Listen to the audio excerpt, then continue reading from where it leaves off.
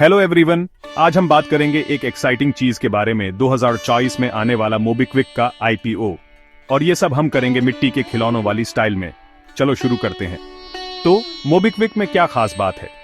MobiKwik India के बड़े बड़े डिजिटल वॉलेट और पेमेंट गेटवे में से एक है और इन्होंने अपने इनिशियल पब्लिक ऑफरिंग यानी आईपीओ का अनाउंसमेंट कर दिया है जो 2024 के शुरुआत में आएगा।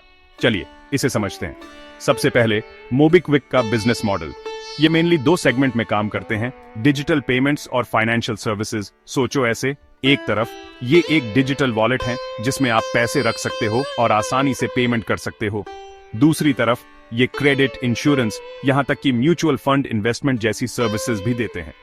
इस दो तरफा तरीके ने इन्हें एक वर्सेटाइल फिनटेक प्लेयर बना दिया है।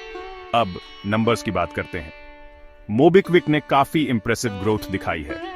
इनके यूजर्स 31 मिलियन से ज्यादा हो गए हैं और लगभग 3 मिलियन मर्चेंट्स इनके प्लेटफॉर्म पर हैं।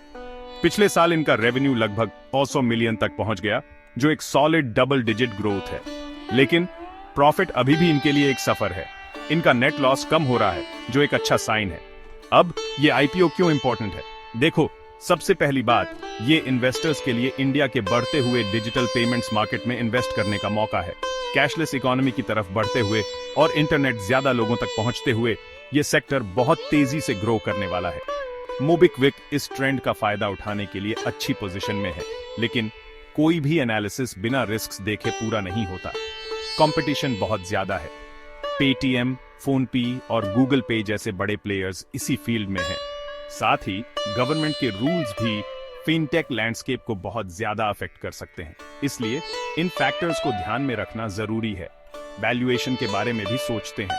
मोबिक्विक लगभग 5 से 2 बिलियन का वैल्यूएशन टारगेट कर रहा है। कुछ लोगों को ये ज्यादा लग सकता है, लेकिन इनके ग्रोथ और मार्केट पोटेंशियल को देखते हुए ये जस्टिफाइड हो सकता है। लेकिन ये देखना जरूरी है कि प्राइस आपकी इन्वेस्टमेंट स्ट्रैटेजी के हिसाब से सही है या नहीं। तो मेरा क्या ख्याल है? मोबिक्विक का आईपीओ उन लोगों के लिए एक अच्छा अपॉर्चुनिटी है जो फिनटेक स्पेस में इन्वेस्ट करना चाहते हैं। ग्रोथ का पोटेंशियल बहुत ज्यादा है, लेकिन चैलेंजेस भी हैं। हमेशा की तरह अपना रिसर्च करना जरूरी है, रिस्क्स को समझना जरूरी है और अपने इन्वेस्टमेंट को अपने फाइनेंशियल गोल्स के हिसाब से करना जरूरी है। बस इतना ही। मुझे उम्मीद है कि आपको मोबिक्विक आईपीओ 2020 का ये क्लेमेशन एनालिसिस पसंद आया होगा। अगर आपके कोई सवाल या विचार हैं तो नीचे कमेंट्स में लिखें। लाइक और सब्सक्राइब करना ना भूलें और इंसाइटफुल कंटेंट के लिए। अगली बार तक के लिए हैप्पी इन्वेस्टिंग।